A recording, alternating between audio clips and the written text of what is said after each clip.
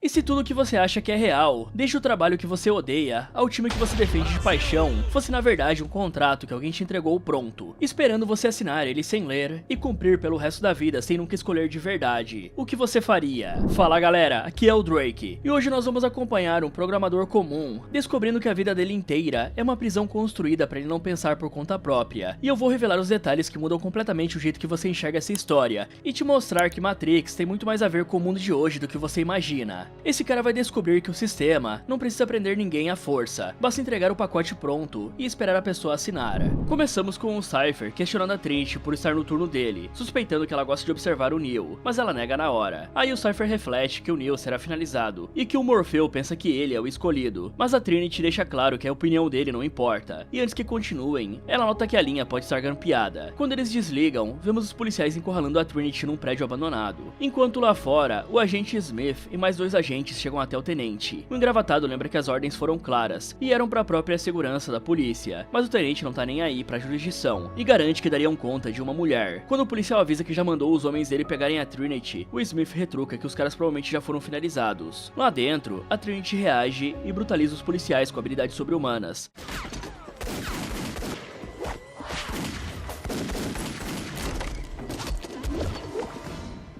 Ela liga pro Morpheu e confirma que a linha foi grampeada, e é avisada que os agentes chegaram para capturar ela. A melhor chance é correr para um telefone próximo. Aí a Trinity dá de cara com uma equipe atrás dela, e ainda vê outro adversário esperando na rua. Então uma perseguição pelo prédio e pelos telhados começa, com a fugitiva e o agente realizando feitos impossíveis pros olhos dos policiais. Após escapar dos disparos do agente, a Trinity salta na direção de um prédio como se voasse, mira na janela em desespero, e finalmente se levanta para procurar um telefone público. Aí ela atende um segundo antes de um caminhão destruir a cabine, e mesmo com ela escapando, os agentes confirmam que o informante disse a verdade e descobrem o nome do próximo alvo, o Neo. Em paralelo, o Thomas Anderson tá dormindo e o computador dele começa a digitar sozinho mensagens estranhas, mandando o cara acordar e seguir o coelho branco. Só que quando o Thomas acorda, ele vê alguém chamando ele pelo codinome de hacker dele, que é Neo. É claro que o Thomas fica assustado e tenta tirar aquilo do computador dele, mas a mensagem diz que o cara deve seguir o coelho branco. E é isso que dá a ficar se envolvendo com gente esquisita na internet. Na mesma hora, alguém bate na porta e se trata do Choi, que chegou atrasado, porém mesmo assim o Thomas atende ele e entrega um disco pro cara, que paga uma boa grana pro hacker. Acontece que até o Choi nota que o Thomas parece abatido, o que faz o rapaz perguntar se o Choi já passou pela experiência de não saber se está acordado ou sonhando. O Choi lembra que passou por essa brisa usando mescalina, como se usar um entorpecente fosse normal, né? Aí o sujeito convida o Thomas pra sair um pouco de casa, e a do Jur também acha que é uma boa ideia. Apesar disso, o Thomas lembra que precisa trabalhar, mas ao ver a tatuagem de coelho branco da do Jur, ele aceita imediatamente. E na balada, a Trinity chama o hacker de Neo e aborda ele pessoalmente. Ele reconhece a Trinity como aquela hacker famosa que invadiu o banco de dados da Receita Federal, mas assim como todos os outros, o Thomas pensou que ela era um homem. Acontece que foi a Trinity quem invadiu o computador do Neo, e agora ela deixa claro que fez tudo isso para avisar o risco de vida que ele corre. Nisso a moça revela que sabe o motivo dele morar sozinho e passar a noite no computador. Afinal de contas, a Trinity também buscava as mesmas coisas, e quando o Morpheu achou ela, esse sujeito revelou que a mulher não estava atrás dele, e sim de respostas. E a grande pergunta dela e do Neo é sobre a Matrix, e a resposta vai achar o hacker se ele desejar. No dia seguinte, o Thomas começa a tomar uma bronca do chefe dele, porque o cara se acha maior do que a empresa, e por isso ele não aceita regras. Fora que o cara tem se atrasado diariamente, e quem nunca aqui se atrasou um pouquinho, né galera? Mas o chefe dele não gosta muito disso, e fala que se ele não mudar, vai perder o emprego. Agora na cabine dele, o Thomas atende um chamado do Morpheu, que vai direto ao ponto. Os caras desceram do teto e estão prontos para fazer maldade com ele, e nem o Morpheu sabe o que eles farão, mas seguindo as instruções, o hacker por pouco escapa para outra sala. O problema é que a única forma de fugir é acessando um andaime do lado de fora do prédio, e como não há outra saída, o coitado tenta se esgueirar pela janela. A questão é que ele está extremamente inseguro, e se pergunta o que fez para ser perseguido assim, sendo que ele é um Zé Ninguém. Para piorar, o Thomas derruba o telefone, e ao desistir da loucura, ele acaba sendo levado pelos agentes. Enquanto isso, a Trinity acompanha tudo preocupada, e agora o coitado com certeza se arrependeu de não ter saído por aquela janela, né? Mais tarde, o Thomas é levado para um interrogatório, em que o agente Smith revela que sabe a vida dupla do cara, em que de dia o Thomas é um programador de uma grande empresa, e de noite ele se torna o hacker Neo, que cometeu vários crimes virtuais, sem contar que os sujeitos sabem do contato dele com o Morpheu, que é considerado o homem mais perigoso que existe. Então se o Neo cooperar e auxiliar na captura do criminoso, todos os crimes dele serão apagados, ou seja, ninguém vai puxar o histórico de pesquisa do hacker no roteador.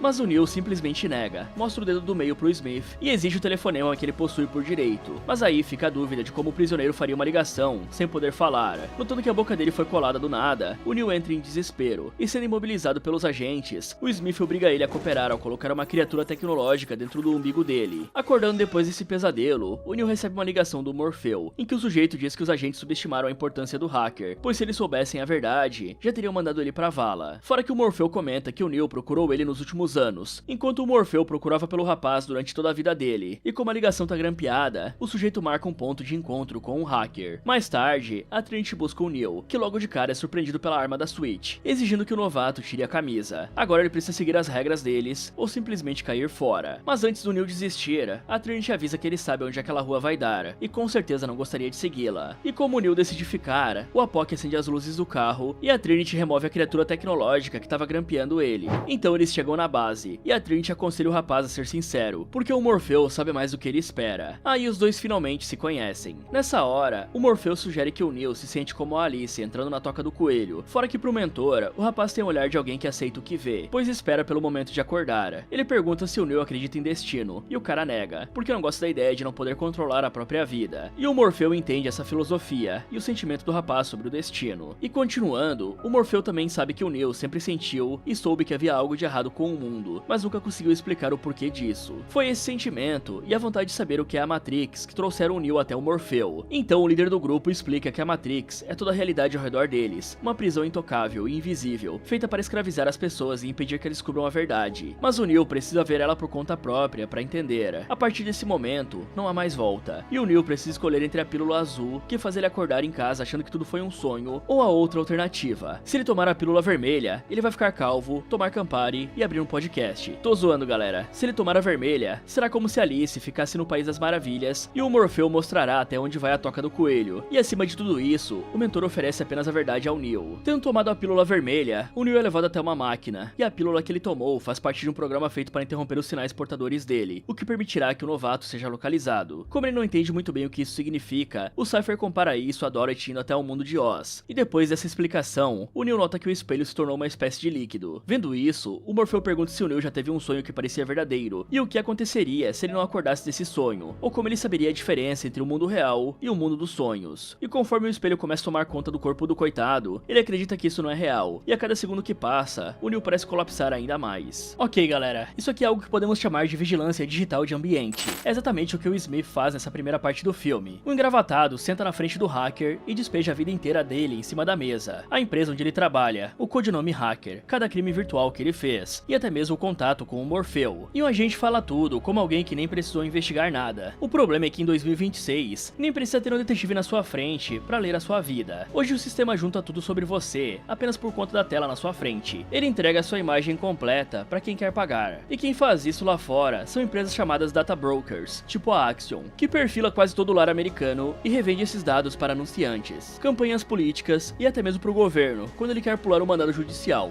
O ICE, que é a polícia de imigração deles, comprou o dado de localização para deportar gente. O FBI já comprou o da Ventel e da Babel Street. E antes que você ache que isso é um problema só de gringo, aqui no Brasil esse banco de dados tem nome e sobrenome. É o cadastro positivo. Desde julho de 2019, todo brasileiro entra automaticamente sem ter pedido. Hoje são 140 milhões de cadastros, o que dá 79% da população. E quem gerencia são o Serasa, Boa Vista, SPC e COD. Tudo que você financia, parcela, paga em dia ou em atraso, como conta de luz, água, gás, telefone, vai parar lá. Eu sei que o foco aqui é crédito, mas a mecânica é a mesma. Um banco de dados gigante recebendo o seu rastro sem você pedir. E eu sei que vai ter gente falando aí, mas dá pra pedir pra sair, né? Claro que dá, só que a inclusão é automática. Ninguém te pediu nada, e a esmagadora maioria nem sabe que tá lá. E pra vocês entenderem o problema, em janeiro de 2021, vazou um pacote de 223 milhões de CPFs brasileiros, mais do que a população do país inteiro, porque tinha até gente que já tinha morrido. Tinha nome, endereço, salário, score, foto facial, dados do INSS, declaração de imposto de renda e tudo num arquivo só. A Serasa diz que não foi ela, baseada numa investigação interna que ela mesma fez. Ou seja, é no melhor estilo.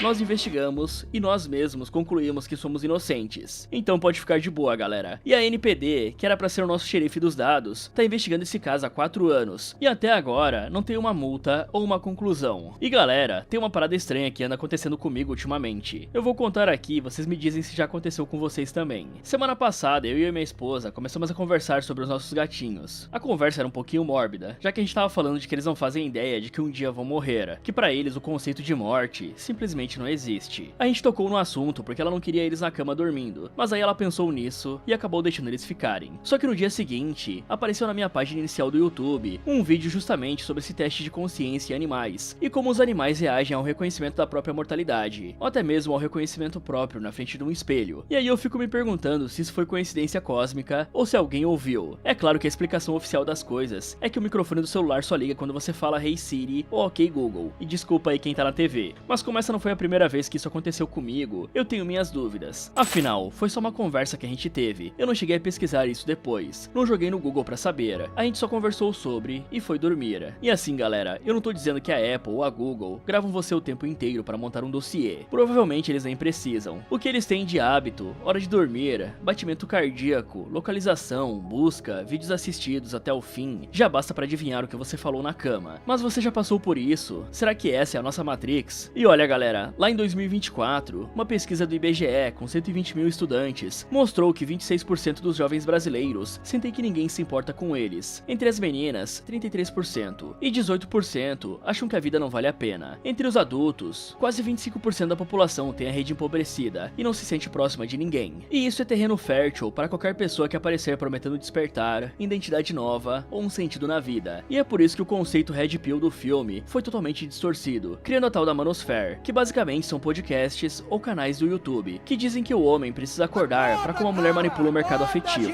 O problema é que o pessoal que pegou esse termo emprestado do filme e montou a Manosphere em cima, provavelmente esqueceu completamente que tem mulher que tomou a Red Pill também. E a própria Trinity é quem aborda o Neo na balada, avisando do risco e levando ele até o Morfeu. E o próprio Neo, antes de conhecer a Trinity pessoalmente, achava que essa hacker famosa que invadiu o banco de dados da Receita Federal era um homem. E quando o Neo viu que era uma mulher, ele ficou em choque. E galera, o ponto aqui é que isso não é só uns malucos encantos da internet. Em 2025, uma pesquisa acadêmica brasileira mapeou 94 canais do YouTube só no Brasil, que operam dentro dessa lógica de Manosphere, prometendo o despertar masculino e devolvendo um manual de comportamento sobre namoro, relacionamento, casamento e divórcio. Na Alemanha, o estudo Leipzig de 2024 mostrou que em 1 em cada 4 alemães adultos hoje carrega visões consistentemente antifeministas, e a filosofia Red Pill pode ser a porta de entrada para boa parte desse público. Ou seja, o que originalmente era uma metáfora para qualquer pessoa que se cansou de viver em piloto automático, virou uma indústria que vende confiança fácil para cara inseguro e desorientado, cobrando a entrada do clube, em alguns casos, dando de brinde um pacote inteiro de opinião sobre mulher. E é exatamente o que o filme alertou contra. A pessoa achou que estava saindo da Matrix e entrou numa Matrix nova, só que essa aqui cobra mensalidade de curso online, mentoria masculina e academia de virilidade na internet. E galera, tem discurso por aí que tenta dizer que toda diferença entre homem e mulher é só construção social inventada. Não adianta você teimar, as diferenças existem, sejam elas biológicas, hormonais, de força física ou de longevidade. E isso não é minha opinião, é um fato. Negar isso porque tá na moda fingir que a construção social é a mesma captura que a Manosphere faz, só do lado contrário. E assim, o conceito original do Red Pill, lá quando o termo começou a circular nos fóruns nos anos 2000, em ideia até fazia sentido, só que isso só virou um movimento organizado lá por 2010. E galera, Matrix fala sobre o mundo ser um jogo com regras escondidas, e que a maioria das pessoas vive sem ler o manual desse jogo. O que a Manosphere fez foi pegar essa ideia aberta e fechar num eixo só. Em vez de o jogo ser sobre você acordar para qualquer estrutura que te prende, virou um jogo de homem versus mulher, com a mulher virando o estereótipo de manipuladora calculista, e o homem virando a vítima permanente do mercado afetivo. Reconhecer a diferença factual é a honestidade. Transformar essa diferença em inferiorização sistemática da metade da população é distorção pura. E assim, eu não tô falando que toda dica que sai dessa turma é lixo, só que um relógio parado acerta a hora 2 vezes no dia, né? Tem coisa básica que esses caras repetem, tipo treinar, comer direito, dormir bem e ter um objetivo na vida, que é só um conselho de vó que ninguém precisa pagar mentoria pra ouvir. O resto do pacote, no entanto, vem com ódio embutido disfarçado.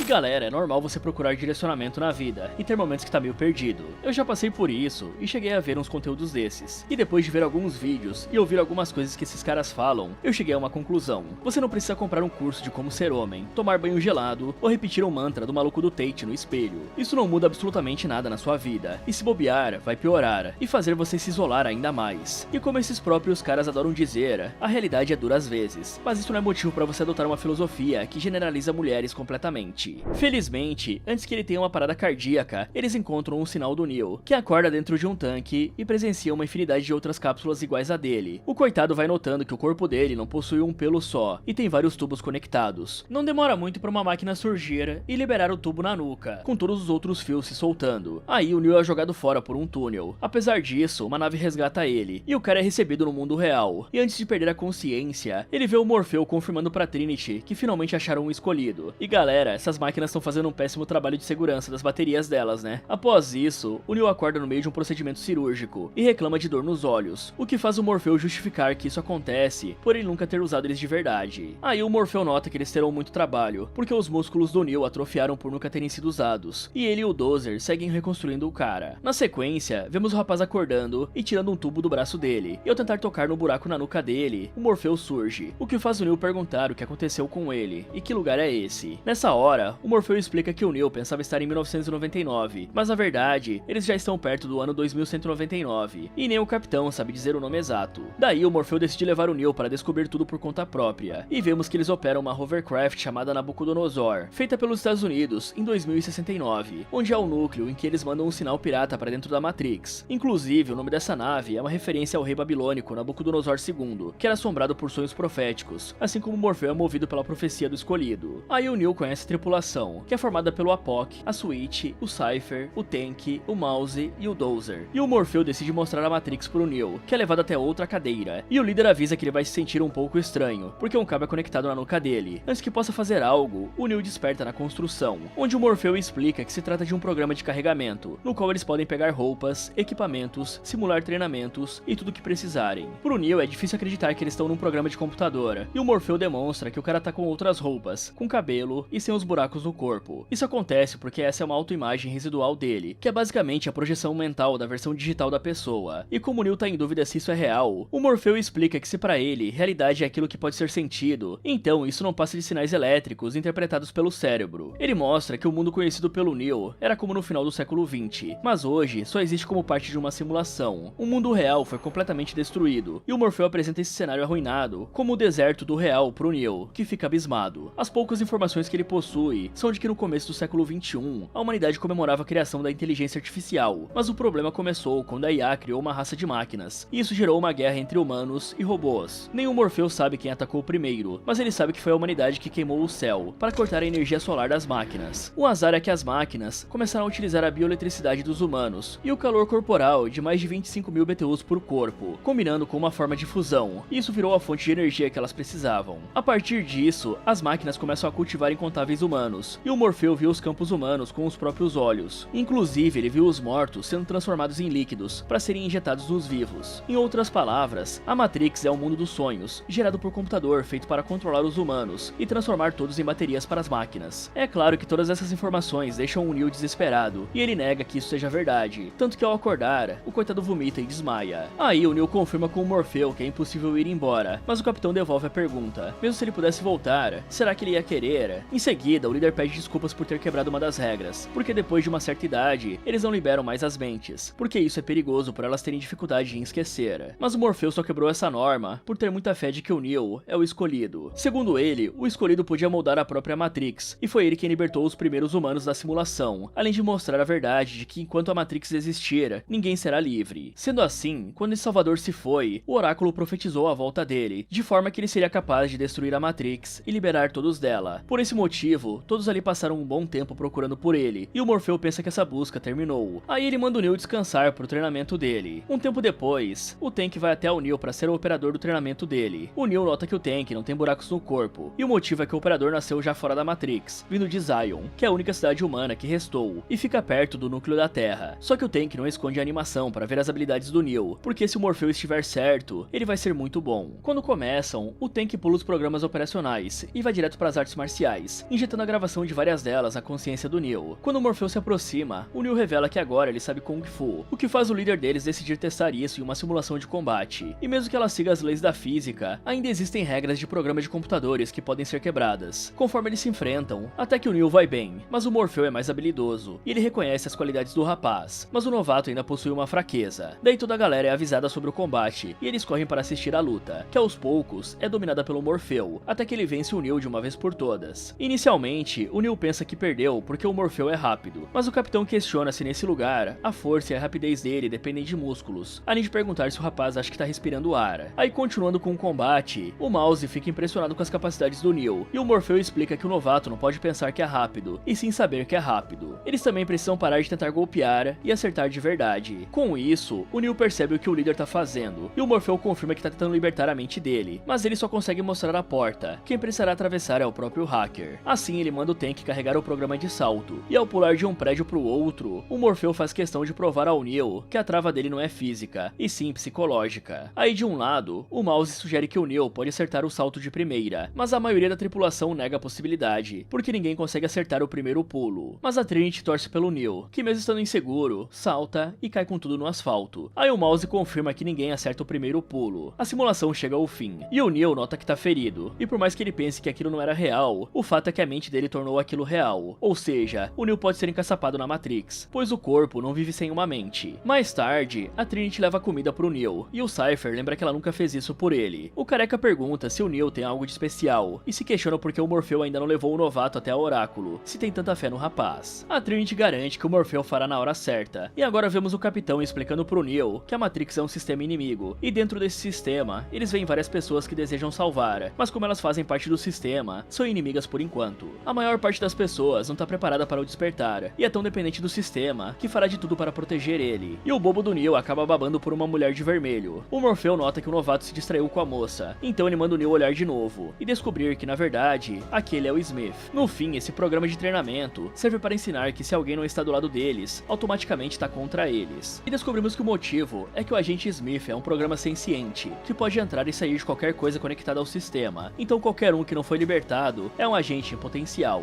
Esses agentes são como porteiros que protegem todas as portas, podem entrar em qualquer uma, e por isso os rebeldes vivem fugindo deles. Mas alguém vai ter que enfrentar os agentes no futuro, e quando Neo pergunta quem fará isso, o Morpheu explica que um agente pode romper concreto com um punho e desviar de disparos, e todos que enfrentaram eles foram destruídos. Apesar disso, as habilidades deles são baseadas em um mundo com regras, e por isso não conseguem se igualar ao Neo, pois o Morpheu pensa que o escolhido será capaz de desviar de balas no futuro. Mas o Morpheu garante que quando ele estiver pronto, nem isso será necessário, só que essa aula é interrompida quando eles recebem um sinal de outra embarcação. Para piorar, uma sentinela está se aproximando, e ela é feita para destruir eles. Nisso eles param, se escondem e preparam um pulso eletromagnético, que é a única forma de vencer as máquinas. O Neo pergunta onde eles estão, e a Trinity revela que eles se esconderam no esgoto, que é basicamente o que restou das cidades do passado, e por sorte, eles conseguem despistar a sentinela. Bom galera, a construção, aquele programa onde o Morpheu carrega roupa, arma e até treinamento de combate direto na cabeça do Neo, em 1999, parecia pura ficção. Mas em 2026, a construção virou um sonho de qualquer engenheiro de IA generativa. E antes de tacar pedra achando que o GPT é igual à construção, calma que ele nem chega perto. A construção é uma coisa muito mais complicada. É o que aconteceria se a IA generativa, que escreve texto, casasse com um motor de jogo, tipo a Unreal ou a Unity, e ainda por cima tivesse um terceiro componente, chamado World Model, que é a parte que tenta entender a física dos objetos, gravidade, peso, atrito e o ricochete. E sabe quando o Neo entra na simulação de combate com o Morpheu, e o capitão fala que aquele lugar segue as leis da física, mas que existem regras de programa que dá pra quebrar? É exatamente isso. Você precisa de uma máquina que rode IA generativa para criar texto e imagem na hora, um motor de jogo para renderizar a cena e um modelo físico para que o soco bata no concreto e o concreto trinque. Mas é claro que essa parte não seria nem um pouco realista. Mas em janeiro de 2026, o Google liberou para assinante do IA Ultra uma parada chamada Genie 3, que faz isso de forma ainda rudimentar. Gera um mundo jogável a partir de uma descrição em texto ou de uma única imagem. Esse é o embrião da construção. Ele roda em 720 pixels, a 24 quadros por segundo. Segura cerca de 1 minuto de exploração contínua antes do mundo perder consistência, mas é a prova de um conceito. E galera, se você acha que enfiar um cabo na nuca pra baixar Kung Fu é só coisa de filme, dessa forma aí, é mesmo. Mas tem uma coisa que tá tentando fazer algo similar, a Neuralink, uma empresa do Elon Musk, que já implantou chips em pacientes humanos desde 2024 para controlar computador com o pensamento. O primeiro caso público foi o Nolan Darbaugh, um tetraplégico que apareceu em transmissão ao vivo jogando xadrez online e navegando pela internet só usando a mente. Não tem nenhum cabo na nuca, é um chip do tamanho de uma moeda implantado no cérebro, mas o caminho é o mesmo do filme, mesmo que ainda seja na direção inversa. Em vez de baixar a habilidade pro cérebro, o cérebro envia comando pra máquina. Em setembro de 2025, a empresa já dizia ter implantado em 12 pessoas. Eles também receberam uma designação especial da Agência Sanitária Americana pro Blind Sight, um implante experimental que tenta restaurar algum tipo de visão. Isso acelera o caminho regulatório, mas não significa um teste em massa e nenhuma cura pronta. O Neuralink é o que muita gente chama de chip do capeta, mas ainda não é a Matrix. A interface cérebro-computador é tendência ainda. 12 pacientes é uma amostra minúscula, e tem várias barreiras médicas no caminho. Pode ainda não ser a Matrix, mas o Nolan tá jogando xadrez online com a mente. E olha, do lado oposto desse experimento da Neuralink, tem o Mark Zuckerberg, que decidiu construir uma espécie de Matrix. Em 2021, ele renomeou o Facebook para Meta e prometeu o metaverso, um mundo virtual onde as pessoas iam trabalhar, namorar, fazer reunião e até mesmo ir em shows. 5 anos depois, o resultado é o seguinte: a divisão Reality Labs, que cuida disso tudo, teve um prejuízo operacional de 17 bilhões e 700 milhões de dólares só em 2024. A receita no mesmo ano foi pouco mais de 2 bilhões, ou seja, eles perderam mais de 8 vezes o que conseguiram vender. Acumulado desde 2020, são mais de 60 bilhões de dólares enterrados nessa parada, com o avatar do Zuckerberg virando meme por anos, porque nem perna tinha direito. Na Matrix, o mundo virtual já funcionava. O Zuckerberg torrou dezenas de bilhões e nem conseguiu fazer um bonequinho andar sem virar piada. E o que talvez tenha chegado mais perto da construção do filme não foi o Zuckerberg, foi o exército americano. Eles desenvolveram um negócio chamado ambiente de treinamento sintético, que simula qualquer terreno do planeta dentro de uma máquina. E ainda tem um outro projeto, o IVAS, que é um óculos de realidade aumentada, que projeta dados táticos direto no campo de visão do soldado, tipo um HUD de videogame. Em bases americanas na Alemanha, esse tipo de treinamento já mistura terrenos sintéticos, dado tático e ameaça de drone em simulação. O soldado segura um equipamento real, mas parte do perigo que ele enxerga pode nascer dentro da máquina. E eu não tô falando que isso é a Matrix completa. O IVAS ainda tá em fase de teste e teve vários atrasos, e o ambiente sintético tá sendo entregue em partes. Mas a sacada é a seguinte: o filme acertou de novo.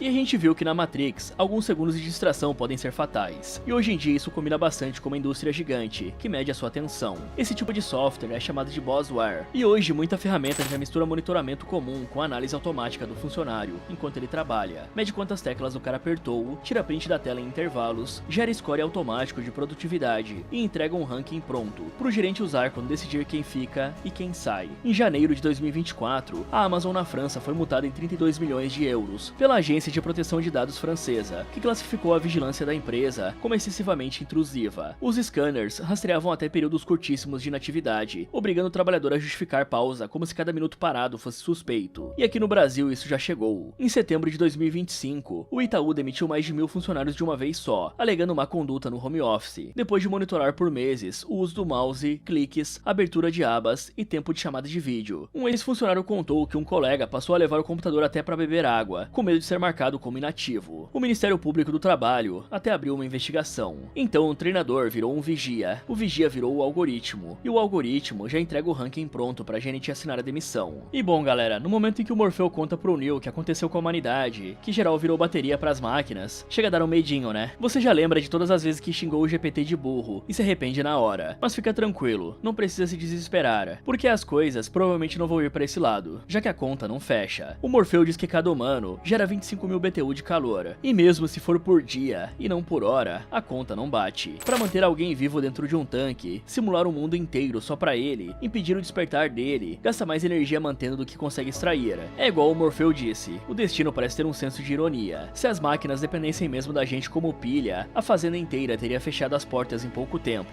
porque elas pagavam mais para manter cada humano do que tiravam de energia. E pode ter certeza que a gente ia se explodir bem antes de algo assim acontecer, não acham? Mais tarde, o Neo assusta o Cypher sem querer e descobre que o careca fica ali vigiando os códigos da Matrix por meio do tradutor de imagens, que trabalha com um programa de construção. Ainda é muita informação para decodificar, mas o careca garante que é costume. Aí o Cypher oferece uma bebida pro Neo e comenta que sabe que o novato tá se perguntando por que não tomou a pílula azul, afinal ele também faz a mesma pergunta. Só que a bebida feita pelo Dozer é péssima, e o careca aproveita para perguntar se o Morfeu contou o motivo do Neo estar ali, porque é uma grande responsabilidade salvar o mundo. Então o Neo fica desconfortável com esse papo, e o Cypher fecha aconselhando ele a correr caso dê de cara com um agente. Na sequência, vemos o Cypher jantando com o agente Smith. O careca reconhece que esse bife no prato é falso, apenas um estímulo criado pela Matrix. Mas depois de tantos anos, ele decide que a ignorância é uma bênção. Acontece que o Traíra fecha um acordo com o engravatado. Ele vai voltar pra Matrix sem se lembrar de nada, e ainda ser recolocado como um ator muito rico. Em troca, o Smith quer a senha de acesso pra Zion. Como o Cypher não sabe, ele vai entregar o Morfeu, que é quem sabe essa informação. Voltando pra Nabucodonosor, o Neo é servido com uma gororoba, enquanto o Mouse começa a refletir sobre o sabor, chamando a comida de trigo gostoso, falando tanto que o Apoc manda o moleque calar a boca. O Dozer explica que essa refeição possui tudo que o corpo precisa pra se manter saudável. Aí o Mouse revela que criou o programa de treinamento e programou a mulher do vestido vermelho, e se o Neo quiser ter um encontro com ela, ele pode fazer isso. A Sweet brinca que o garoto é uma espécie de cafetão, mas pro jovem, negar os impulsos é negar o que torna eles humanos. Na sequência, o Morfeu manda o Dozer preparar tudo pra eles irem viagem até a Oráculo. O Tank e o Dozer ficam na nave, e os outros são levados de volta para Matrix, com o Morpheu avisando por telefone que chegaram. Uma parte do grupo fica ali, e o Cypher joga um telefone fora. Aí a viagem começa, e o Neo aponta um restaurante de noodles que ele se lembra de frequentar, percebendo que essa memória, como todas as outras dele, jamais aconteceram de verdade. E a Trinity conclui que a Matrix não pode definir quem eles são, e o Neo questiona se a Oráculo pode. Então a Trinity garante que isso é diferente, e confirma que ela mesma já passou pela vidente, mas não revela o que foi dito. Chegando no local, o Morpheu leva o Neo, e no elevador, o novato pergunta sobre a Oráculo, que é uma mulher muito velha, responsável pela profecia do escolhido, e tá com a resistência desde o começo. Fora que o Morpheu comenta que a Oráculo não acha que sabe de tudo, e sim o suficiente. E como o Neo pergunta se ela nunca erra, o líder esclarece que isso não é sobre certo ou errado, pois a velha é uma líder que pode ajudar a achar o caminho.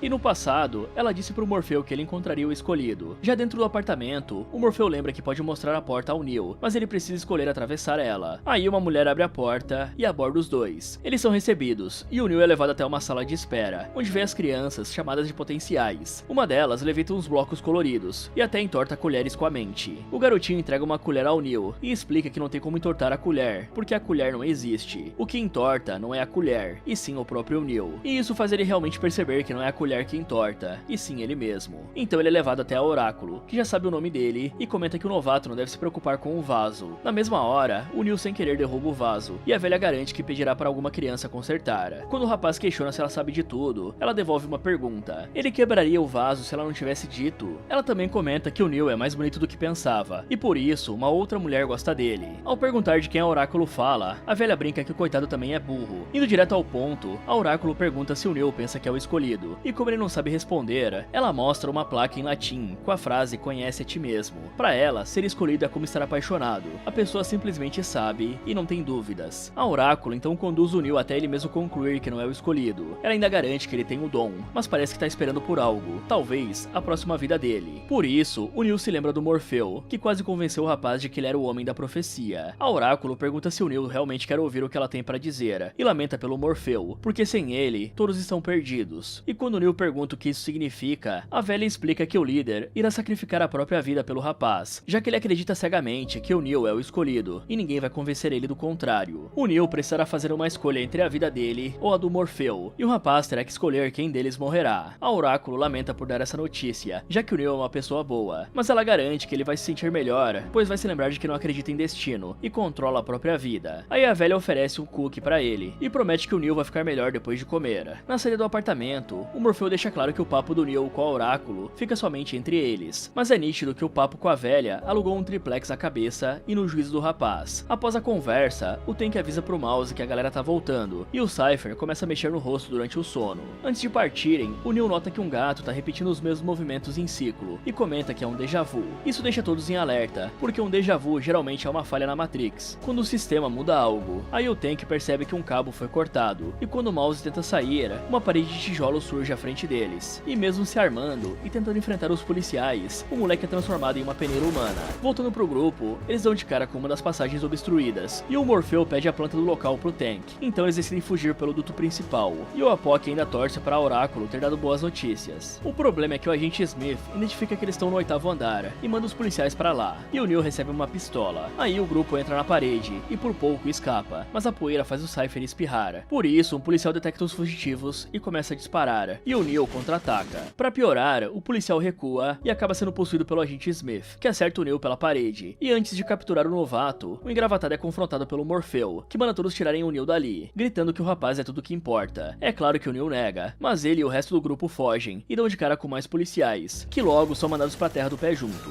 Ok, galera, pra mim a frase do Cypher é uma das mais memoráveis desse filme todo. O cara já tava mostrando que não tava feliz com aquela vida fora da Matrix, mas vamos por partes. E antes de você crucificar o careca só porque ele tá cansado de comer aquele mingau de idoso e vestir trapos, vamos analisar um pouco da decisão do cara. Em 1974, um filósofo americano chamado Robert Nozick montou um experimento mental que ficou famoso. E era o seguinte: existe uma cápsula que entrega exatamente as experiências que você quer pelo resto da sua vida. Sucesso, paixão, dignidade familiar e tudo direto no seu cérebro, como uma sensação real. O preço é um só. Você sabe antes de entrar que tudo lá dentro é uma simulação. Você entraria? A grande maioria das pessoas fala não de cara, que prefere a realidade dura. É bonito no discurso, só que em 2010, um filósofo chamado Philippe de Brigard fez a pergunta ao contrário, e o resultado resultado embaralhou tudo. Em vez de querer entrar na simulação, ele perguntou: imagina que a sua vida hoje é uma simulação. Você sairia para uma realidade do lado de fora? O resultado foi que 46% das pessoas escolheu ficar na simulação, mesmo sem saber nada do lado de fora. E quando o experimento dizia que lá fora pessoas seriam um prisioneiro, 87% ficavam. Ou seja, o amor pela realidade da primeira pergunta era mentira. O que tem ali é apego ao que a pessoa já conhece.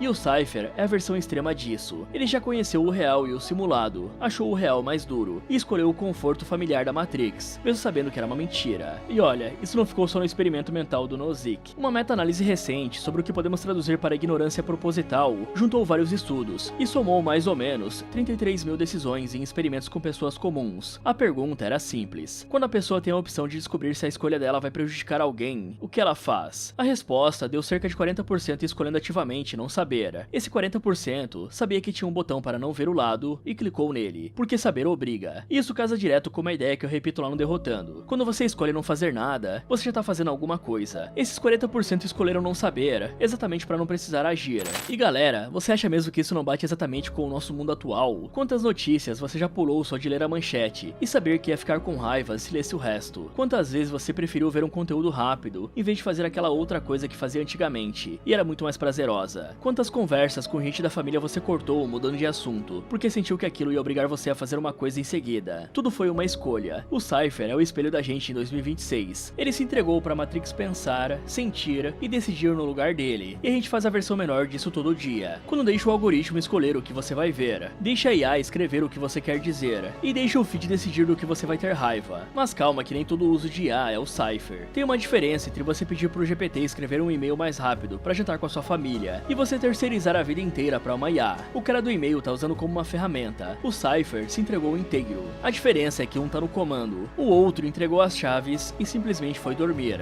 E bom, tem aquela cena do garotinho com a colher, dizendo que quem entorta é o próprio Neo. Esse é o tipo de frase que qualquer guru adora ouvir, ou falar pra você hoje em dia. Só que o filme tá falando uma coisa muito específica nesse momento, e a gente tem que olhar com cuidado pra não cair na versão de autoajuda barata desse conceito. Dobrar a colher na vida real é perceber que muita coisa que parecia parede pra você era só uma regra que colocaram dentro da sua cabeça, em algum momento, e você aceitou sem revisar. Tipo aquela que você tem que casar ou ter filhos antes dos 30, ou comprar uma casa antes de ter 35 anos, e que não pode trocar de carreira depois dos 40. Essas regras não vieram da física do universo, elas vieram do tio do churrasco, das novelas das 8, ou de algum livro de autoajuda. A colher é a regra que você aceitou. Você dobra ela, percebendo que ela tava na sua cabeça o tempo todo. Só que tem uma armadilha aqui, e eu não vou deixar essa passar batido, né? Existe uma turma que pega essa ideia e estica até dizer que tudo na vida é uma regra mental, que basta mudar a mentalidade que a realidade muda. E a gente sabe que não é assim, né? O boleto continua chegando, uma doença continua matando, e um chefe ruim vai continuar sendo chato. A colher do filme tá no plano da regra subjetiva, daquela que você aceita sem questionar, e ninguém vai questionar por você. As contas e o chefe ruim estão em outro plano completamente diferente, e a sua mentalidade não vai dobrar nenhum deles. E pra quem ainda acha que esse negócio de regra na cabeça é só metáfora, em 2025 foi feito um experimento que pegou bastante gente de surpresa. Os pesquisadores juntaram cerca de 9 mil participantes, montaram uma plataforma parecida com o YouTube com vídeos reais, e mexeram artificialmente nas recomendações, para empurrar conteúdo fora da bolha comum dessas pessoas. A previsão era simples: se a bolha de informação é o algoritmo que cria, mudar o algoritmo muda a bolha. E sabe o que aconteceu? A bolha continuou. Mesmo recebendo conteúdo de fora, o pessoal continuou clicando no que já gostava, comentando no que já concordava e ignorando o resto. Resumindo, o algoritmo não trabalha sozinho. Ele pode empurrar, mas o clique da pessoa também alimenta a bolha. A regra estava na cabeça antes do algoritmo existir.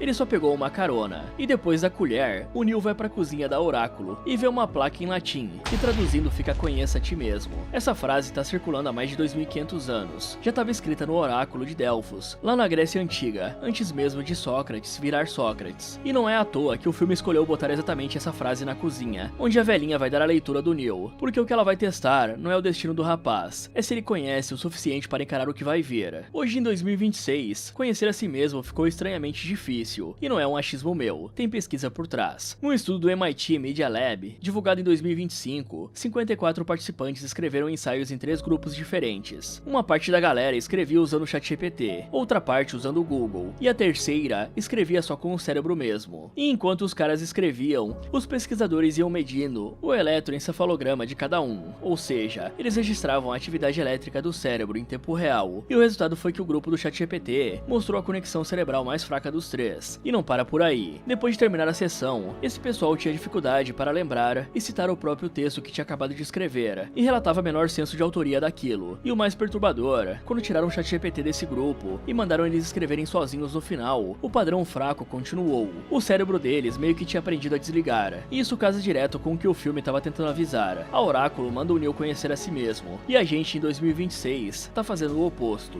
A gente terceiriza a memória. Afinal, qual foi o último número de telefone que você memorizou? A opinião fica para um influencer, a decisão pro ChatGPT e o gosto pro algoritmo. Isso não é algo novo. Antes da IA a gente terceirizava pra TV, e antes da TV pra um padre, e antes do padre pra um rei. Sempre tem alguma coisa que a gente quer entregar pra outra pessoa tomar conta no lugar da gente. Só que tem uma diferença grande nessa parada, e ela pode incomodar bastante. A TV, o padre e o rei, eles não sabiam quem você era pessoalmente. A IA e o algoritmo sabem. Eles aprendem o que te faz clicar, o que te tira do sério, o que te emociona, o que te excita, e qual conteúdo você assiste até o fim, e quando você fecha em apenas 2 segundos. E mesmo quando você apaga sua conta achando que limpou, dependendo da plataforma, parte desse rastro continua em backup, inferência ou um perfil agregado, e você não entregou só o que gosta, você entregou o mapa inteiro da sua cabeça pra eles. E não para por aí. Boa parte das IAs que a gente usa, como o ChatGPT, o Gemini, o Claude ou o Grok, treinam com a sua conversa por padrão. A única diferença é se elas escondem isso melhor ou pior. Aquela vez que você desabafou sobre o casamento, ou perguntou sobre uma doença que te dá vergonha, aquilo virou material de treino pra IA aprender com você, sem você saber. É por isso que a placa da Oráculo na cozinha é tão importante. Conhecer a si mesmo deixou de ser um exercício filosófico, virou uma condição de sobrevivência. Porque quem não se conhece, deixa o algoritmo decidir quem ele é, e o algoritmo lê quem você é melhor do que você mesmo. E o que ele faz com esse mapa depende do dono dele, e o dono nunca é você. Essa manhã do Neo na casa da Oráculo é profunda, justamente porque entrega 3 caminhos no mesmo lugar. O careca aposta no esquecimento, o garotinho mostra que quem dobra a colher é você, e a velhinha manda olhar pra dentro. E no fim, ninguém escolhe por você. A colher só dobra quando o Neo aceita que era ele desde o começo. Por outro lado, o Morfeu finalmente confronta o agente Smith, que se apresenta falando que finalmente encontrou o grande Morfeu. E o capitão rebate que pra eles, todos parecem iguais. E mesmo com a alta habilidade marcial, o líder da resistência é facilmente superado pelo inimigo, que é superior em tudo. Vencendo o Morfeu, um engravatado manda capturar ele, e o Tank nem tem tempo para lamentar, porque ele rastreia uma ligação do Cypher, alertando sobre um acidente, e o operador logo passa a localização para ele fugir. Aí o Tank informa o resto da equipe que o Morfeu foi capturado, e passou pro Cypher a localização da saída. Nesse momento, a reviravolta acontece. O Cypher volta antes que todo o resto, e chegando na Nabucodonosor, o Traíra usa uma arma para disparar contra o Tank e o Dozer. Só que quando os outros tentam sair da Matrix, o telefone tá mudo, e o Cypher liga pra Trinity, só pra dizer que pensou estar apaixonado por ela, tanto que sonhava com a mulher. Aí a Trinity saca que o Cypher finalizou os aliados que ficaram na nave, porque ele cansou da guerra e das dificuldades que eles passavam diariamente. Só que aquilo que mais o aborreceu foi o Morfeu, e o Cypher queria ter visto a cara do líder descobrindo que ele era o traidor. Aí o Cypher acusa o Morfeu não só de mentira, mas de ter enganado a equipe inteira, porque se o líder tivesse contado a verdade desde o começo, ninguém teria aceitado a pílula vermelha, e que ele teria mandado o Morfeu enfiar a pílula lá onde o sol não bate. Quando a Trinity comenta que o Morfeu deu liberdade pra eles, o Cypher rebate perguntando que liberdade é essa, se tudo que ele faz é o que o Morfeu manda fazer. Pra ele, escolher entre essa rotina e a Matrix é fácil, e o Cypher prefere a Matrix, a ponto de achar que ela é mais real do que o mundo que eles vivem. Como se isso não bastasse, o Cypher dá um fim ao Apoc, puxando o cabo da nuca dele e debocha dando boas-vindas ao mundo real, espalhando a frase que o Morfeu usou pro Neo no início. A Trinity confronta dizendo que o traidor não pode voltar pra Matrix, mas ele explica que será relocado e não vai lembrar de nada. Pra piorar, o Cypher também finaliza a Switch, e diante do desespero da Trinity, ele tenta se eximir dizendo que é só um mensageiro, terceirizando a culpa, como se fosse o intermediário inocente das máquinas. Ao chegar no Neo, ele provoca que se o Neo realmente for o escolhido, algum milagre vai impedir o cabo de ser puxado. Mas antes, lembra que a Trinity nunca respondeu se acredita ou não na profecia, e ao pressionar a mulher, ela confirma que acredita. Aí o Tank surge arrebentando o Cypher com a mesma arma, devolvendo a fala que o traidor tinha usado contra ele e o Dozer minutos antes. E quando o telefone toca novamente, o Neo deixa a Trinity atender primeiro, e ela é recebida pela operadora, e a mulher dá os pêsames pela morte do Dozer. Em paralelo, vemos o agente Smith levando o Morfeu para um quarto de interrogatório. Ao prender o líder da resistência, o engravatado explica que a primeira Matrix foi criada para ser um mundo perfeito, sem sofrimentos. A questão é que ninguém aceitou o programa, e as máquinas perderam várias safras de humanos. Enquanto alguns acham que faltou linguagem de programação para descrever um mundo perfeito, o Smith pensa que a humanidade define a realidade por meio da miséria e do sofrimento. A conclusão é que o mundo perfeito era um sonho do qual a mente humana não conseguia acordar. Enquanto isso, o engravatado injeta um soro no Morfeu. Por isso, a Matrix foi construída do jeito que tá, para ser o ápice da humanidade. Mas o Smith deixa claro que a humanidade se tornou uma civilização das máquinas a partir do momento em que a inteligência artificial passou a pensar pelos humanos. Em outras palavras, o Smith pede pro Morfeu olhar pela janela e diz que a humanidade é como um dinossauro, já teve o tempo dela, e agora o futuro é o mundo das máquinas. E na hora em que o agente entra alertando que pode haver um problema, o Tank explica que estão entrando na mente do Morfeu, e mesmo resistindo, ele vai ceder em algum momento, fazendo o padrão alfa dele mudar. Se isso acontecer, os agentes conseguem arrancar qualquer informação. E o que eles querem é a senha do mainframe de Zion, porque todos os líderes de cada nave têm esses códigos, e o acesso a Zion resultaria na destruição da resistência. Ou seja, eles não podem permitir isso, porque Zion tá acima de tudo e todos. O Neo tenta achar uma solução, mas a única que o Tank consegue pensar é desconectar o Morfeu. Ao mesmo tempo, os agentes refletem que o informante falhou e podem desfazer a conexão a qualquer momento. Então eles enviam sentinelas para caçar a nave humana. Aí antes do Tank acabar com o Morfeu, ele garante que o cara foi como um pai para eles, mas o Neo impede, porque a Oráculo diz que ele teria que fazer uma escolha, e na cabeça dele aquilo não é coincidência. A Trinity não entende essa escolha e decide impedir que o Neo volte para Matrix, já que o Morfeu se sacrificou para salvar o novato. Mas o fato é que o líder só fez isso por acreditar que ele era o escolhido. Aí o Neo joga um balde de água fria em todos e confessa que não é o escolhido. Essa confissão murcha a Trinity e a mulher se nega a acreditar na revelação, mas ainda não diz o porquê. Mesmo avisado de que é impossível entrar numa base protegida por 3 agentes, o Neo insiste que não é impossível e nem sabe explicar o motivo. Só que ele lembra que o Morfeu esteve pronto para dar a vida pelo que acredita, e ele decide agir justamente por acreditar que pode trazer o Morfeu de volta. E quando se prepara para voltar, a Trinity deixa claro que vai junto. O Neo nega, mas ela dispara que o Morfeu significa mais para ela do que pro novato, que ele vai precisar de ajuda se levar a missão a sério, e que a patente dela é mais alta, e se o Neo não gostar, ele pode ir pro inferno. Decididos, ambos vão pra construção, e quando o Tank pergunta do que precisam fora um milagre, o Neo responde dizendo que precisa de armas, muitas armas. Por outro lado, o Smith explica que tentou classificar a humanidade, e concluiu que os humanos não são mamíferos, pois mamíferos se equilibram com o meio ambiente. Já os humanos são semelhantes a um vírus, porque se reproduzem sem parar até consumir os recursos naturais, o que força eles a migrarem para outra área para sobreviver. Para fechar o raciocínio, o Smith conclui que humanos são uma doença, um câncer do planeta, uma praga, e que as máquinas são a cura. Mesmo com todas essas provocações, o soro não tá funcionando, e o outro agente pensa que eles estão fazendo a pergunta errada. Aí o engravatado exige ficar a sós com o Morfeu, e estando frente a frente com o Morfeu, o Smith desabafa comparando aquela realidade com um zoológico, ou uma prisão. O agente não aguenta mais o cheiro da humanidade, sente como se estivesse saturado, conseguisse provar o fedor, e toda vez que ele prova, teme ter sido infectado pela espécie, que pra ele é repulsiva. E o Smith deixa claro que quando o Zion for destruída, ele poderá ir embora, então o cara exige que o Morfeu coopere. E bom, se isso tá estressando ele, o Smith não perde por esperar, porque o Neo chega no prédio, e é barrado pelo detector de metais. Afinal, o rapaz tá armado até os dentes, e logo manda os primeiros guardas de vala. A Trinity não fica pra trás, e dá um fim em um deles. Continuando com a invasão, a dupla enfrenta mais um pelotão de seguranças, que mesmo estando armados e em maior número, não são palhos pros dois, que vencem todos usando a perícia em armas e nas artes marciais. Aí os agentes percebem a invasão, e avisam o Smith, que já tá no interrogatório. Bom galera, o Cypher mostra que você pode fazer vilões interessantes. Eu não concordo com o que o cara fez, mas dá pra entender o motivo do porquê ele fez o que fez. Ele cansou de comer aquela papa, dormir no metal frio e viver sendo caçado pelas sentinelas. Aí ele fez um cálculo que muita gente faz, ou pelo menos já pensou. Vale trocar a verdade dura por uma ilusão confortável?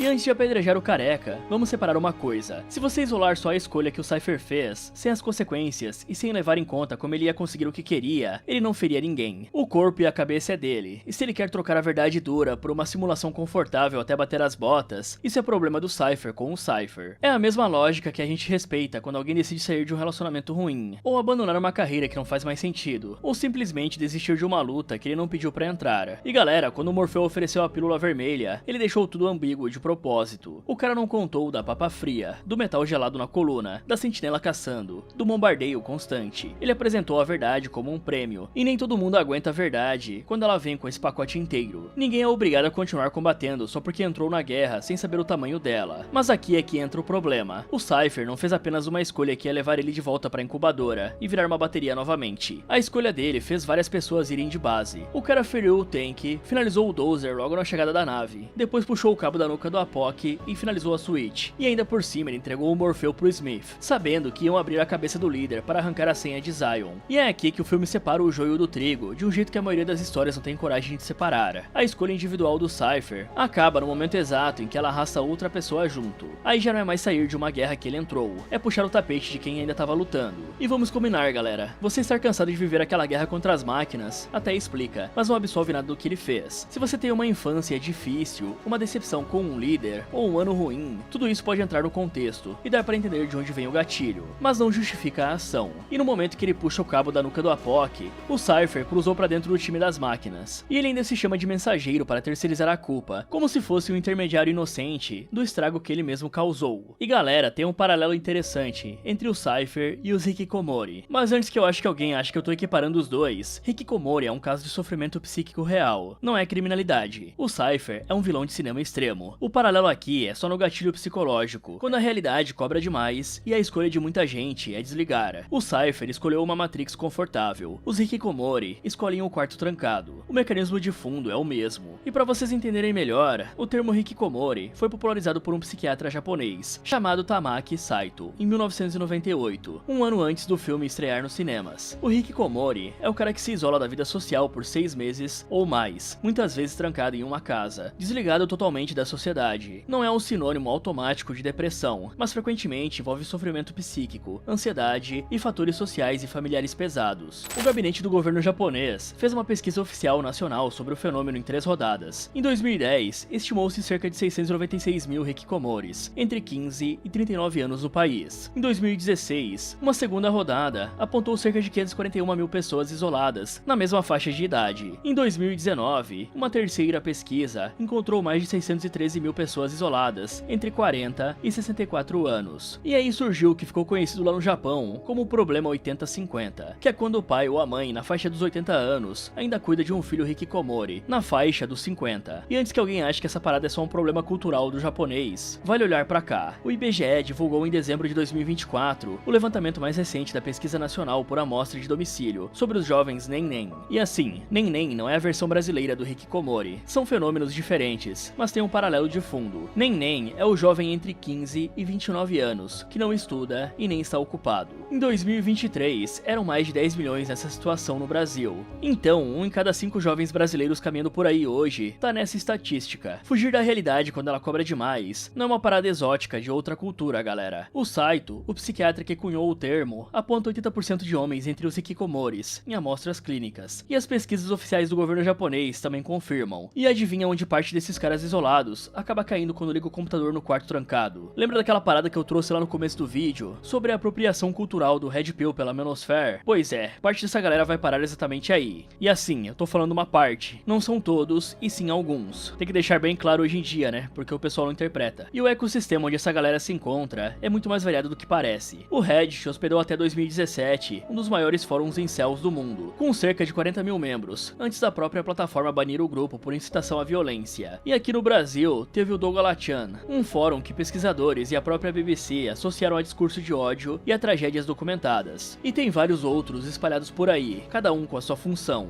Em 2021, a pesquisa mapeou que só um dos maiores fóruns incels ativos tinha cerca de 13 mil membros e 200 mil posts. E o que esses números não mostram é o cara tomando café na casa da mãe às 2 da tarde, sem trabalhar, estudar ou sair, convencido de que enfrentar a realidade lá fora dói mais do que aceitar a Matrix particular que ele construiu dentro do quarto. E olha, galera, esse cansaço de enfrentar a realidade lá fora aparece em formas muito diferentes. No quarto trancado é um extremo, já o trabalhador comum é totalmente outra história e outra escala. O Gallup pegou que o engajamento global no trabalho despencou para 20% em 2025, o pior nível em anos. 8 em cada 10 trabalhadores chegam no fim do dia com a bateria zerada, e a vida acumulando boleto, filho doente e prazos apertados. É exatamente esse cansaço em escala muito maior que faz a pergunta do Cypher bater na cara dura. Vale continuar lutando uma guerra que não parece ter fim, ou é melhor aceitar aquele bife suculento da Matrix e desligar? E lembra daquele experimento que eu trouxe lá atrás? Quando o lado de fora vira uma prisão, 87% escolhem ficar na simulação. O Cypher é a versão extrema disso. Ele já viveu nos dois lados, sabe o que tá deixando pra trás e ainda escolhe voltar. A maioria não puxa o cabo da nuca de um amigo. A maioria só desliga num nível mais sutil, tipo sumindo do casamento, evitando o trabalho, abandonando a família, ignorando o filho e desligando da vida. E enquanto o Cypher tomava a decisão lá na nave, do outro lado da história, o Smith arrastava o Morpheu para um quarto fechado, tentando arrancar a senha de Zion. E nesse interrogatório, o Smith solta uma frase que valeria o filme inteiro, se nada mais acontecesse. Ele fala pro Morpheu que a humanidade virou a civilização das máquinas, no momento exato em que as máquinas começaram a pensar pela gente. E galera, esse filme é de 99. Eles previram a parada com décadas de antecedência. antecedência. Em 2025, a Microsoft Research e a Carnegie Mellon estudaram 319 profissionais que usam IA generativa todo dia. Quanto mais a pessoa confiava na máquina, menos pensava por conta própria. Só cerca de 36% aplicaram pensamento crítico ao revisar as respostas que a IA dava. O Smith, em 1999, já apontava esse diagnóstico. Ele virou um profeta sem querer. E aqui também sai uma das falas mais lembradas do filme inteiro. Humanos são uma doença, um câncer do planeta, uma praga, e nós somos a cura. Só que essa fala é bem mais complicada do que parece de cara, galera. A primeira parte do raciocínio do Smith sobre o consumo e a expansão humana tem uma base ambiental real. Quando ele fala que a humanidade se instala numa região, multiplica, consome recursos e depois migra para outra, ele não tá inventando. Existe uma ciência ambiental documentando esse padrão há décadas. A pegada ecológica humana excedeu há muito tempo o que o planeta consegue regenerar por ano. O problema é o salto que o Smith dá depois, classificando o humano como um vírus e não um mamífero. Aí já parte para uma ideologia desumanizante, não ciência. E aqui é onde a coisa começa a ficar estranha. 7 anos antes desse filme estrear, em abril de 1992, um comediante americano chamado George Carlin subiu no palco do Madison Square Garden, de Nova York, num especial da HBO. Ele dedicou um trecho do show para dizer praticamente a mesma coisa que o Smith viria a dizer em 1999. O Carlin falou que a Terra existe há 4 bilhões e meio de anos, e a humanidade existe há cerca de 200 mil. Falou que mais de 90% das espécies que já passaram pelo planeta estão extintas, e que cerca de 25 espécies desaparecem por dia, com ou sem ajuda humana. E aí o Carlin sugeriu, em um tom de stand-up, que a Terra talvez esteja usando um vírus como mecanismo de defesa contra a humanidade. A mesma metáfora do Smith, 7 anos antes, em tom de piada num palco de comédia. Se um comediante americano subiu num palco em 92 e usou uma metáfora bem parecida, talvez essa fala do engravatado em 99 não seja uma invenção das máquinas, e sim apenas um eco. E não foi só o Carlin que repetiu a parada, galera. Em 91, um americano chamado Les Unite, da cidade de Portland, no Oregon, fundou um movimento que, traduzindo para português, ficaria com o movimento pela extinção voluntária da humanidade. A tese central deles é simples: a espécie humana é incompatível com a biosfera, então o melhor que a gente pode fazer é parar de se reproduzir voluntariamente e ir embora calmamente. O slogan deles, em tradução livre, é algo como: que a gente viva muito e desapareça. O site está no ar em 11 línguas desde 1996, e o Knight afirma que existem milhões de simpatizantes ao redor do mundo, só pessoas dizendo que a espécie humana é o problema e propondo desligar o transmissor por conta própria. Mas a coisa fica mais sombria que isso. Em 15 de março de 2019, um australiano chamado Brenton Tarrant, de 28 anos, entrou em 2 mesquitas em Christchurch, na Nova Zelândia, e matou 51 pessoas, ferindo outras 89. Antes do ataque, ele publicou online um documento, com 74 páginas, chamado The Great Replacement, e nele o cara se descrevia explicitamente como um ecofascista, usando a lógica ambiental para justificar a violência. 5 meses depois, em 3 de agosto de 2019, um americano chamado Patrick Crusius, de 21 anos, entrou num Walmart em El Paso, no Texas, e matou 23 pessoas, ferindo mais 22. Antes do ataque, ele publicou no fórum 8chan um manifesto chamado The Inconvenient Truth, que ecoava os pontos centrais do outro manifesto do australiano, e o próprio Crusius escreveu no manifesto dele que apoiava o atirador de Christchurch. E galera, olha como essa ideia viajou. Um movimento voluntário em 1991, um comediante em 92, um vilão de cinema em 99 e 2 terroristas em 2019. São 30 anos da mesma tese, batendo em pessoas muito diferentes. 2 deles transformaram em debate. O Carlin fez as pessoas rirem e refletirem. A VHEMT fundou um movimento pacífico de extinção voluntária, uma proposta extrema, mas sem obrigar ninguém. Os outros 2 transformaram em uma tragédia. O Tarrant e o Crusius distorceram tudo, levaram para um lado sombrio e mataram dezenas de pessoas para justificar uma ideologia. Só que gerar violência não resolve absolutamente nada, só deixa as famílias destruídas e a ideia ainda mais radicalizada nos fóruns. E o que une todos eles é a mesma fala usada como justificativa: a humanidade é uma doença, uma praga e um problema da biosfera. O Smith não inventou nenhuma dessas palavras. O verdadeiro vilão não é um engravatado de óculos escuro, é a fala.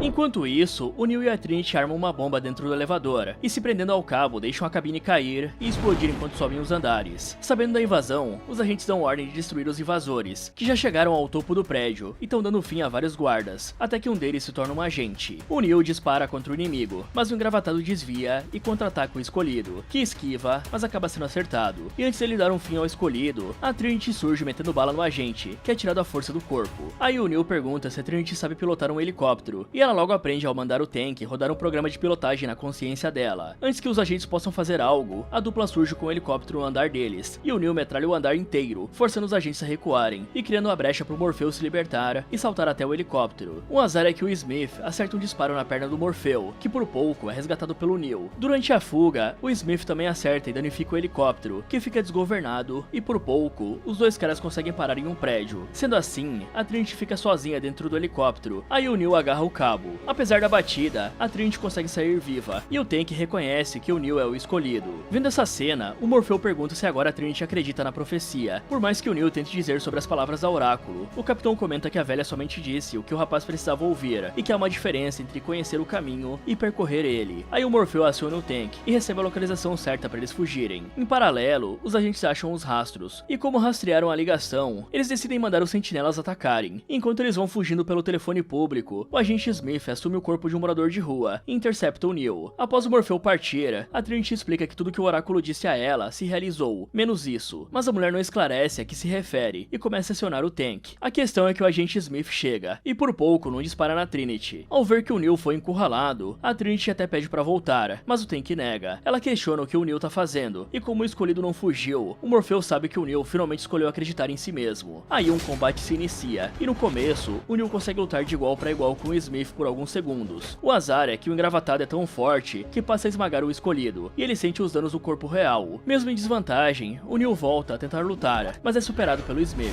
que massacra o cara a ponto de arremessar ele no trilho do metrô. Nessa hora, o Smith imobiliza o Neo e insiste em chamar ele de Sr. Anderson, mas o escolhido corrige e deixa claro que o nome dele é Neo. E antes que o metrô atinja ele, o cara salta contra o teto, fazendo o Smith soltar ele. Aí o Neo escapa por um instante, deixando o Smith no trilho do metrô. Aí o Smith precisa possuir outro corpo para voltar, mas isso permite que o Neo fuja, roube um telefone e pergunte pro Tank onde é a saída mais próxima. Já o Morpheu e a Trinity rapidamente se preparam para enfrentar os sentinelas que se aproximam, e o líder manda o Tank carregar o pulso eletromagnético, só que eles precisam esperar o Neo voltar para utilizar essa cartada, e o Morpheu tem certeza de que o cara conseguirá. Ao tentar ir pro telefone, o Neo vai sendo perseguido pelos agentes, que vão invadindo vários corpos sem parar. Mesmo em desvantagem, o Neo segue os atalhos dados pelo Tank e vai escapando dos agentes, enquanto os sentinelas começam a entrar na nave, e o Morpheu e a Trinity se preparam para acionar o pulso eletromagnético. O Neo continua sendo guiado e vai escapando por pouco dos disparos dos agentes, mas aí ao seguir o atalho dado pelo Tank, o coitado leva uns 10 tiros do Smith, e os agentes confirmam que o escolhido foi de base. Aí os sentinelas arrombam a nave de vez, e a Trinity vê o Neo partindo, e garante que já não sente mais medo, e que o cara não pode morrer. Aí descobrimos que o Oráculo previu que a Trinity se apaixonaria pelo escolhido, por isso ele não pode partir dessa forma, e o beijo dela faz os batimentos do Neo voltarem. E ao se reerguer, o escolhido simplesmente paralisa as balas disparadas pelos agentes, o que faz o Morpheu confirmar que esse é o salvador da profecia. Aí o Neo enxerga os códigos da Matrix, e consegue contra-atacar os golpes do Smith como se não fossem nada. Para acabar com o agente, ele simplesmente entra dentro do engravatado, e colapsa o adversário de dentro para fora. E isso faz até os outros agentes correrem com o rabo entre as pernas. E depois, o Neo corre até o telefone. Já na nave, os sentinelas conseguem invadir, e começam a destroçar tudo, o que força o Morpheu a acionar o pulso eletromagnético o quanto antes. Já o Neo atende a tempo, volta pra nave e beija a Trinity. E no fim, vemos o Neo falando diretamente com o sistema. Ele diz que sente a presença das máquinas, e sabe que elas também sentem o medo da gente e das mudanças. Aí o Neo promete que vai mostrar a todos a verdade que as máquinas tanto ocultam, e revelar um mundo sem as regras e os controles das máquinas. Ou seja, um mundo em que tudo é possível. Bom galera, é aqui que o Sr. Anderson, o cara que trabalhava naquele cubículo lá no começo, finalmente para de existir. E quem finalizou ele não foi o Smith com os disparos, e sim o próprio Neo, aceitando que ele tinha o direito de matar o nome de registro que o sistema deu pra ele. O Sr. Anderson era o cara do cubículo, do crachá ou do imposto. E o Neo só passa a enxergar os códigos depois que aceita uma coisa simples. Era ele quem tava no comando da própria cabeça o tempo todo. E pro Neo manipular a Matrix, ele precisava entender que o Sr. Anderson nunca existiu de verdade. Era só uma peça que o sistema encaixou pra ele jogar. E galera, antes mesmo do Morpheu aparecer na vida do Neo, o cara já não era 100% o Sr. Anderson. De dia ele aceitava o cubículo, mas de noite ele virava o Neo, que hackeava o sistema atrás do nariz do chefe, e vivia online com esse nome. É tipo eu usando o Drake, né galera? Ou vocês acham que esse é o meu nome mesmo? A pílula vermelha não foi a primeira escolha dele, mas foi a mais radical de uma fila de escolhas que ele já vinha tomando há anos. E galera, o nome é a primeira arma do sistema. Por isso, desde o interrogatório, o Smith insiste em puxar o Neo de volta pro nome Sr. Anderson, porque enquanto você atende pelo nome que o sistema te deu, o sistema ainda te tem. E isso não é uma teimosia do Smith. Toda vez que você atende como Sr. Anderson, você confirma o contrato, confirma que aceita o cubículo, o crachá e o imposto, aquela vida que foi programada. Em 2026, o sistema tem 1000 nomes pra você. Pode ser o CPF, a matrícula, o ID corporativo, o teu login de banco, cada um te encaixa numa planilha. E enquanto você responde a todos sem questionar, o sistema sistema sabe exatamente onde te achar. E falando do Morfeu, a Oráculo disse pra ele lá atrás que ele encontraria o escolhido um dia. E o Morfeu podia ter ouvido aquela profecia e seguido a vida normal, mas ele pensou com a própria cabeça e escolheu carregar uma esperança profunda. Apostou tudo nela, cravou um norte e foi atrás. Já a Trinity, ela não tava ali porque a Oráculo mandou, ela tava ali porque o Morfeu pediu. Ela tava ali porque escolheu. O Morfeu acreditava no escolhido, a Trinity acreditava no Neo. Isso não é a mesma coisa. Acreditar no escolhido é acreditar numa profecia, num personagem que vai chegar um dia. Acreditar no Neo é acreditar naquele cara específico que tá ali na sua frente, com nome, história e noites em claro hackeando. Quando ela chega lá no fim e fala que ele não pode estar morto porque ela ama ele, ela não está apostando na profecia, e sim na pessoa. Aí vem o Cypher. Mesmo sendo um vilão da história, o cara fez uma escolha calculada. Todo mundo no filme escolhe encarar a realidade, só ele escolhe voltar para a ilusão. E voltar para a ilusão é tão escolha quanto encarar a realidade. O filme não trata todos os caminhos como iguais, mas trata todos como escolhas. Até quem desiste, escolhe alguma coisa. E a Oráculo tem o dom mais perigoso possível, de saber quem você é antes de você saber. Ela podia ter olhado pro Neo e mandado ele ser o escolhido, mas preferiu não fazer isso. Devolveu a pergunta. Ela sempre escolheu indagar o Neo e fazer o cara se questionar. Ela tinha o poder de impor o destino do rapaz, mas preferiu não fazer isso. E essa é a peça que sustenta o filme inteiro. Se a Oráculo tivesse mandado, ninguém teria escolhido, só teria obedecido. E galera, esse filme não era uma profecia, né? Era um diagnóstico. Em 1999, ele já desenhava um mundo onde a galera ia abrir mão da própria cabeça aos poucos. Em 2026, esse mundo já tá rodando. O Bolsonaro foi condenado em 2025 a 27 anos e 3 meses. Ficou preso em novembro de 2025. E em 2026, ele tá em prisão domiciliar humanitária por saúde, podendo ficar inelegível até 2060, salvo se tiver alguma reversão judicial. E como a gente tá no Brasil, sempre pode acontecer alguma coisa, né? Já o Lula tá no terceiro mandato presidencial dele, iniciado em 2023. E mesmo assim, na pesquisa Datafolha de dezembro de 2025, 74% dos brasileiros continuam divididos entre os dois times. Não é exatamente um voto, é uma galera se vendo dentro de um dos dois campos, antes mesmo de discutir qualquer ideia. Isso quer dizer que você já chega no debate vestindo uma camisa. Cada lado olha para esses mesmos fatos e conta uma história completamente diferente. A torcida pode mudar, só que o mecanismo não. Você defende o time achando que defende a verdade, e quando percebe, virou um agente protegendo o sistema. Isso se você percebe, né? E pior ainda, a maioria ainda se organiza em torno desses dois polos, como se não existisse outros, sem dar chance para mais ninguém, sem cogitar que talvez tenha um caminho fora da briga. E o problema pra mim é que esses caras não são os melhores, eles não chegam nem perto disso, são só os mais populares. Uma eleição decidida exclusivamente por popularidade é a mesma coisa que alguém virar o líder da sua turma, porque é o mais descolado. Na escola, o estrago fica só na sala, né? Agora imagina isso decidido um país inteiro. Pra mim, isso beira o ridículo, e é triste pensar que a gente chegou nesse ponto como sociedade. E o sistema moderno descobriu uma coisa simples: dá muito menos trabalho te entregar uma identidade pronta do que te obrigar a aceitar uma. Em vez de te proibir, te entregam a opinião pronta. Em vez de te calar, te dá um time para defender. Ou em vez de te vigiar, deixa você se vigiar nas redes sozinho. Você não é mais silenciado, é direcionado. E quando percebe, você já é o Sr. Anderson de 2026. Isso quando você percebe. A maioria apenas sobrevive com um combinado que veio no contrato. E galera, um mundo sem regras parece anarquia. Mas pra mim o que importa não é o que o filme tá prometendo lá em 99. É o que isso me ensina pra viver em 2026. E a lição é simples. O sistema te entrega a doutrina pronta o tempo todo. O algoritmo entrega o pacote de identidade política. Um time partidário entrega o inimigo pronto para odiar. E o Estado entrega a regra de como você deve viver em praticamente tudo, desde o imposto que você paga até o medicamento que você pode tomar. E você pode até achar que não é a mesma coisa, mas todas têm um mecanismo parecido: entregar um papel pronto para você representar. Cada uma dessas coisas é uma Matrix, pequena, sedutora e gratuita. E galera, perceber a Matrix é a parte fácil. Não comprar a história pronta todo dia é que dá trabalho. Toda vez que aparece um assunto novo, eu tento parar, pensar, pesquisar e formar a minha própria opinião.